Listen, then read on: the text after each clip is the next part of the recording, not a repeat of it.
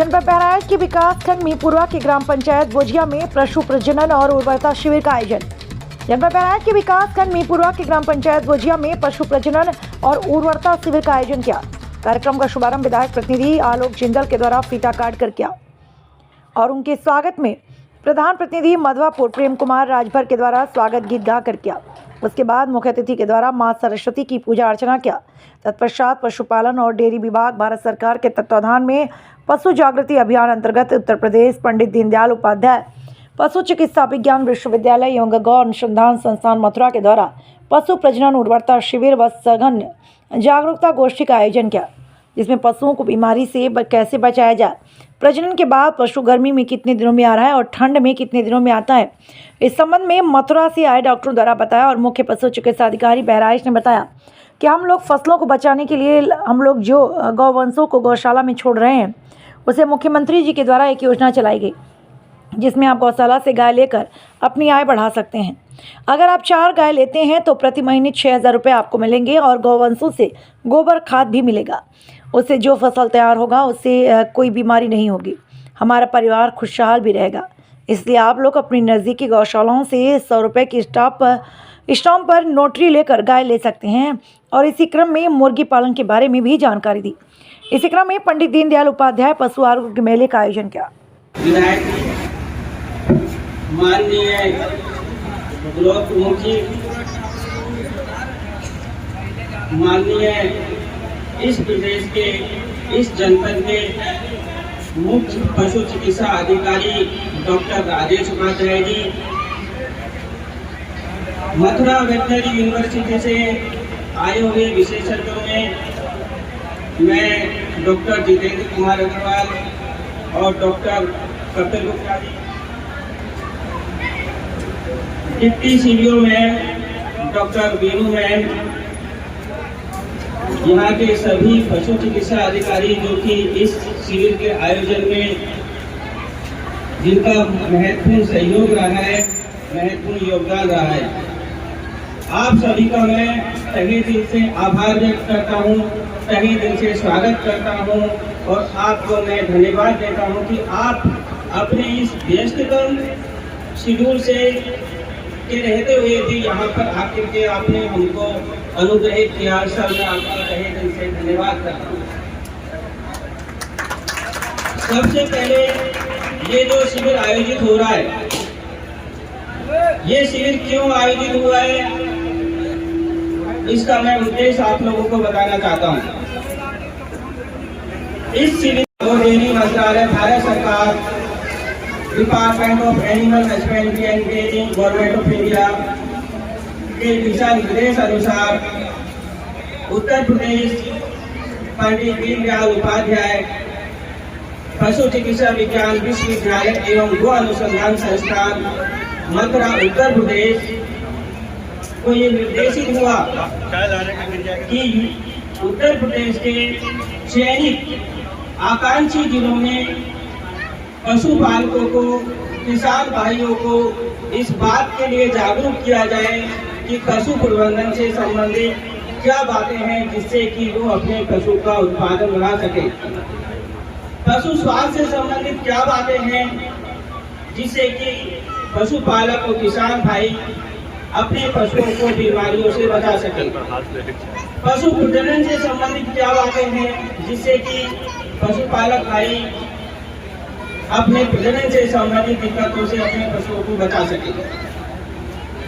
इस शिविर के आयोजन में सबसे महत्वपूर्ण भूमिका माननीय कुलपति महोदय उत्तर प्रदेश पंडित दीनदयाल उपाध्याय पशु चिकित्सा विज्ञान विश्वविद्यालय एवं गौ अनुसंधान संस्थान मथुरा उत्तर प्रदेश के माननीय कुलपति महोदय professor doctor A.K. Srivastava sir का महत्वपूर्ण योगदान रहा है।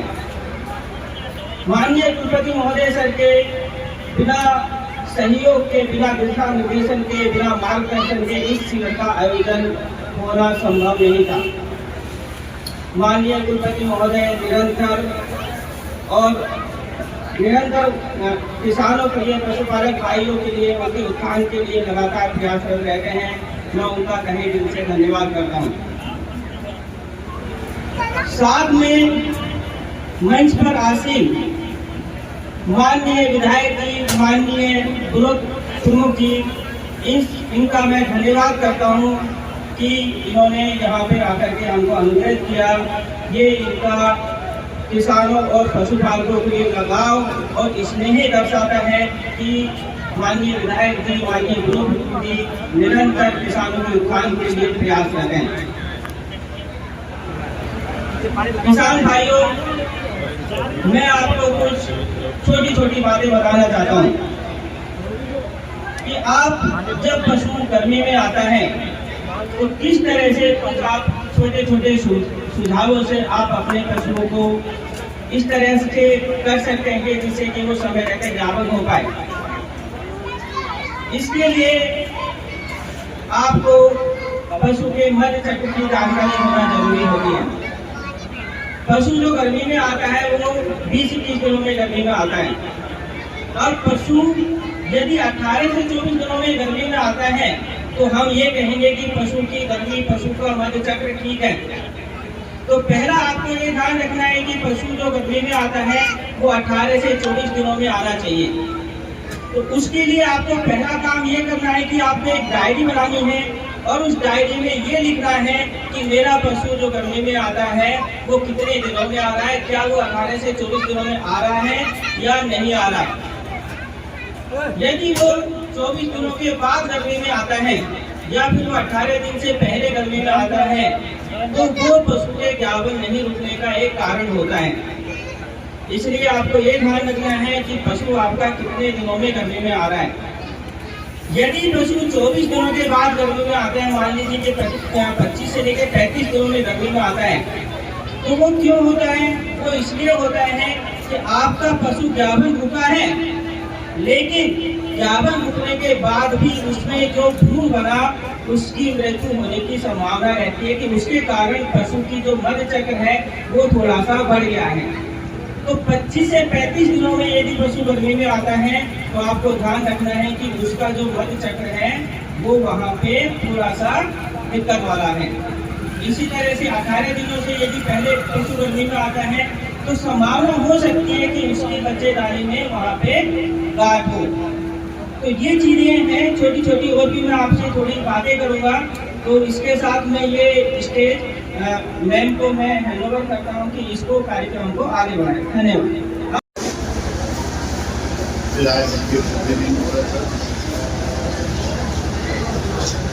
आदरणीय प्रमुख जी, मथुरा वेटनरी कॉलेज से आए हुए हमारे नितिन अग्रवाल सर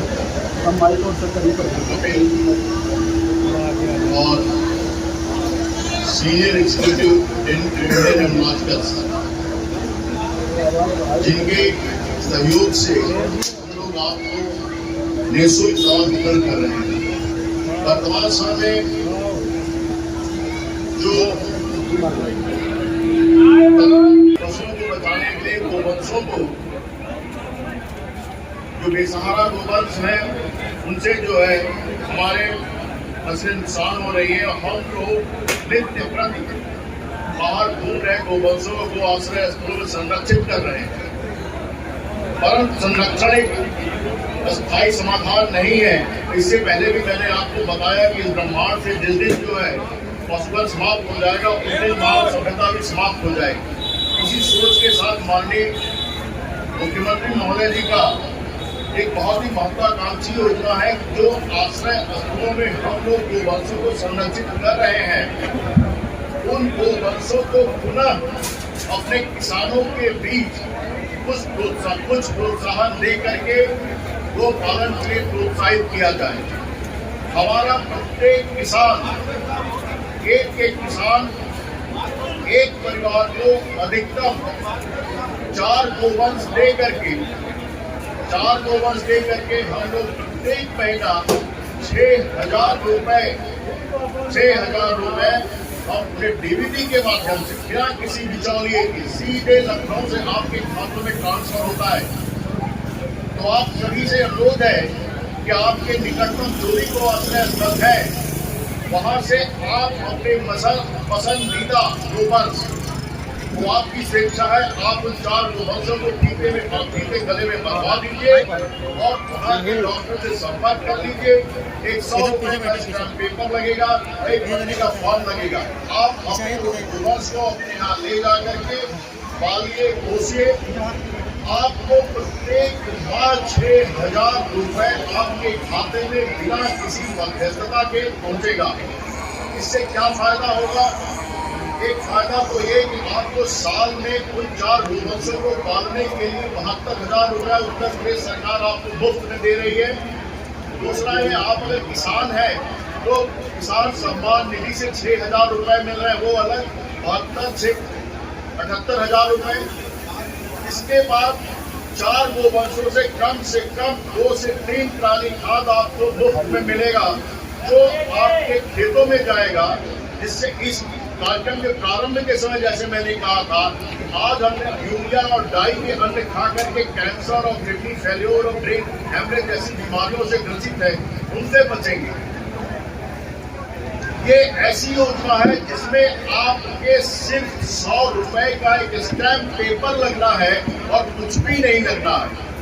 आप अपने उन गोवंशों को ले जाइए, पालिए और उत्तर प्रदेश सरकार की तरफ से 6,000 रुपया अपने खातों में पाइए। कोई भी ले सकता है, लेकिन पूरे एक परिवार को अधिकतम 4 दिन मिल सकता है। 1 भी ले सकते हैं, 2 भी ले सकते हैं, 3 भी ले सकते हैं, लेकिन अधिकतम हम आपको 4 ही देंगे। पहले तो ये। दूसरा, नहीं, 1500 हमारे पास 50 रुपये इस समय 10 गोवंशों की योजना आई हुई है। इस साल तो हमारी जो मुझे जाति का लक्ष्य मिला हुआ है, तो सभी को तो मैं लाभान्वित नहीं कर पाऊंगा, लेकिन निश्चित रूप से अगर इस क्षेत्र से कोई एक पशुपालक उसको लेता है और उसको सफल करके दिखाता है और हमारी फीडबैक उत्तर प्रदेश सरकार में अच्छी जाती है। जनपद बहराइच में जो यूनिटें स्थापित हुई तो अच्छी चल रही हैं, तो निश्चित मानिए अगले साल हम जो है और अधिक लक्ष्य लेकर के आएंगे और आपको लाभान्वित करेंगे। इस योजना में ये है कि 22-23 लाख की योजना है। आपको आधा आपको लगाना है, आधा हमको लगाना है। आपको अनुदान के रूप में मिलेगा, अनुदान दो शिफ्टों में मिलेगा, लेकिन आपके पास लगाने के लिए कम से कम 10 से 12 लाख रुपया और 1 एकड़ की भूमि होनी चाहिए। तो बहुत ही कुछ पशुपालक या कृषक होंगे जो इसका लाभ ले पाएंगे, क्योंकि 10-12 लाख रुपए हम जैसे किसानों के लिए बहुत बड़ी रकम है। क्योंकि मैं किसान का बेटा, मैं जानता हूँ कि एक बोरी गेहूं पैदा करने में, 1 क्विंटल गेहूं पैदा करने में कितना धन, कितना समय लगता है। मैं उससे बहुत एक क्षण का वाकिफ हूँ, एक क्षण का वाकिफ हूँ। इसलिए मुझे 1 क्विंटल गेहूं का महत्व है। इसीलिए मैं कह रहा हूँ 10 से 12 लाख रुपया एक किसान के लिए निकाल पाना थोड़ा सा मुश्किल होता है, लेकिन अगर इस क्षेत्र से कोई चयनित होता है, लेकिन अगर किसी को मिले तो आप लोगों से अनुरोध है कि उसको जो है आप लोग अच्छे से चलाइएगा, जिससे कि फीडबैक प्रदेश में अच्छी जाए और मुझे जनपद में अगले साल और अधिक का लक्ष्य प्राप्त हो और मैं आपको अधिक से अधिक जो है लाभ पहुंचा सकूं। मैं पशुपालन से संबंधित है, ये आप एक सामान्य मध्यम वर्गीय किसान कर सकता है। इसके अतिरिक्त मेरे पास एक 10,000 अंडे देने वाले मुर्गियों की योजना है, जो 1 करोड़ की है। उस 1 करोड़ की योजना और एक 30,000 का अंडे देने वाली है और एक 60,000 की है। ऐसे ही 2 करोड़, 3 करोड़ और 6 करोड़ तक पहुंच जाती है। लेकिन 1 करोड़ की योजना न्यूनतम वाली मैं आपको समझा दूं कि 10,000 पक्षियों वाली, अंडे उत्पादक पक्षियों वाली की योजना है। इसमें आपको 25% यानी 25 लाख रुपया आपको खुद लगाना पड़ेगा। 25 लाख रुपया खुद लगाना पड़ेगा। आपके पास 1 से 2 एकड़ की जमीन होनी चाहिए। 70% आपको बैंक से लोन कराना पड़ेगा। जो आपका 70% यानी 70 लाख के आसपास का जो बैंक से लोन होगा, उस पर जो हम आपको सहायता देंगे, इसका 7% का ब्याज, जो 70 लाख के ऊपर जो ब्याज कोई बैंक 10% देती है, कोई 8 देती है, कोई 9 देती है, लेकिन हम 10%, 7% वाला जो ब्याज है वो पशुपालन विभाग देगा। आप बाकी 1-2% का ब्याज आपको वहन करना पड़ेगा। लेकिन अगर 70 लाख का भी ब्याज अगर जोड़ दिया जाए 7 महीनों के लिए, एक बहुत लंबी चौड़ी रकम होती है। तो ये थोड़े जो बड़े किसान है, बड़े पशुपालक है या छोटे उद्यमी है, अगर वो लगाना चाहें तो कानपुर में मैं हमेशा उपलब्ध हूँ। अगर किसी को मेरा मोबाइल नंबर नोट कर लें, मुझसे बात कर लें। कोई मेरा मोबाइल नंबर नोट करना चाहे तो नोट कर लें। जी बताइए। 7 जी मथुरा से आए डॉक्टर साहब, जिले के मुख्य चिकित्सा अधिकारी महोदय, प्रधान जालिम नगर वीरेंद्र गुप्ता जी, डॉक्टर अनिरुद्ध सिंह जी, प्रधान मधुआपुर दिलीप वर्मा जी, गणेश जी और सामने उपस्थित हमारे सभी किसान भाइयों और सबको मैं नमन करता हूँ, वंदन करता हूँ। आज इस कार्यक्रम का जो आयोजन विभाग द्वारा किया गया है, इसमें भारत सरकार द्वारा जो किसानों को कितना लाभ पहुंचा सके, इसके लिए इसका आयोजन किया गया है, जिसमें पशुओं के बारे में, उनके बांझपन के बारे में, नेचुरल चिकित्सा के लिए जागरूक किया जा रहा है। इससे मैं जानता हूं कि यहाँ के किसान भाई जरूर लाभान्वित होंगे। जैसा कि अभी डॉक्टर साहब बता रहे थे कि प्रति पशु जो किसान अपने पास गाय को रखेंगे, चार गाय रखेंगे तो 4-6 हजार रुपये उनको मंथली मिलेगा। उससे लाभ होगा, आपकी जो खेतों को प्राकृतिक खाद भी मिलेगी, दूध मिलेगा, आपके द्वारे पे एक रौनक रहेगी जो किसान के द्वारे पे होनी चाहिए। कोई जानवर होना चाहिए, वो रहेगा। इसलिए हमारे जो उत्तर प्रदेश की सरकार है और केंद्र में मोदी सरकार है, लगातार किसानों की आय को दुगनी करने के लिए प्रयत्न कर रही है। इसमें इस विभाग को भी एक जिम्मा सौंपा गया है और ये लगातार कार्य कर रहे हैं, जिनमें ये सफल भी हो रहे हैं, सफल होंगे। इसी बात के साथ अपनी बात को धन्यवाद। कार्यक्रम में हमारे साथ बैठे हुए हमारे ब्लॉक के सम्मानित ब्लॉक प्रमुख श्री सौरभ वर्मा जी, मुख्य चिकित्सा अधिकारी पशु विभाग और मथुरा की टीम से आए हुए, जिनका अभी उद्बोधन हम सबको मिल रहा था, श्री जितेंद्र जी, हमारे साथ चलकर आए हुए जालिम नगर के प्रधान जी सुड्डू सिंह जी, रामाधन मौर्य जी, नरेश पासवान जी,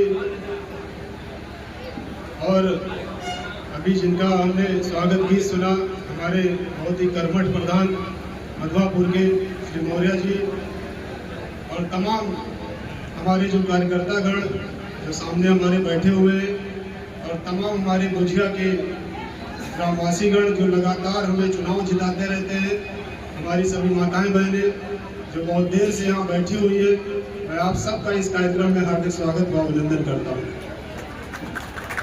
और इतना बड़ा कार्यक्रम आपके इस ग्राम सभा में लगा है, और उसके लिए भी मैं आप सभी को बहुत बहुत बधाई देता हूँ कि इस कार्यक्रम के माध्यम से जरूर आपको कुछ ना कुछ लाभ मिलेगा, क्योंकि हमारी सरकार की यही मंशा भी है कि सभी गांव के जो लोग हैं उनको अधिक से अधिक हम कैसे लाभ दें, चाहे वो किसान सम्मान निधि के माध्यम से चाहे वो आपको शौचालय के माध्यम से, चाहे वो आवास के माध्यम से, चाहे वो सड़क के माध्यम से, किसी न किसी माध्यम से आपको लाभ देने की मंशा हमारी सरकार की पहले से रही है और लगातार हमारी मंशा ये चल रही है। क्योंकि 2014 से पहले किसी भी सरकार ने न किसानों पे ध्यान दिया, न गाँव पे ध्यान दिया, और जो भी योजनाएं चलती थी वो केवल कागज पे चलती थी। ये सारी योजनाएं जो आप देख रहे हैं, ये सब योजनाएं सब पहले चलती थी, लेकिन ये ग्राउंड स्तर पे नहीं चलती थी साथियों। केवल कागज पे ही पैसा सारा खारिज होता था और कागज पे ही चलती थी और आप तक कोई योजना नहीं पहुंचती थी। क्योंकि पिछली सरकार के प्रधानमंत्री जी ने संसद में बोला था कि हमारी सरकार अगर 1 रुपया बेचती है तो 15 पैसा नीचे तक आता है, कि उन्होंने खुद स्वीकार किया। और आज हमारी सरकार माननीय मोदी जी के नेतृत्व में जो 1 रुपया अगर भेजेगी तो आपके खाते में 1 रुपया पहुंचेगा। सही बात है कि नहीं, बताइए। बहुत जने जनधन का जब खाता खोल रहे थे तो बहुत से विपक्षी कह रहे थे देखो मोदी जी थोड़ा सा पागल हो गए हैं और वो बैंक में लाइन लगवा दिए। कह रहे थे कि नहीं कह रहे थे, पता नहीं क्या करेंगे। लेकिन आज वही हमारा जो आवास का पैसा हो, चाहे शौचालय का पैसा हो, और चाहे किसान सम्मान निधि का पैसा हो, चाहे आपकी खाद की सब्सिडी का पैसा हो, और चाहे अभी इन्होंने जो सब्सिडी बताई है वो सब्सिडी का भी पैसा हो, तो उस खाते के माध्यम से जाएगा और बिचौलिया 1 रुपया भी नहीं खा पाएगा। खाएगा कि नहीं खाएगा, बताइए। नहीं खाएगा।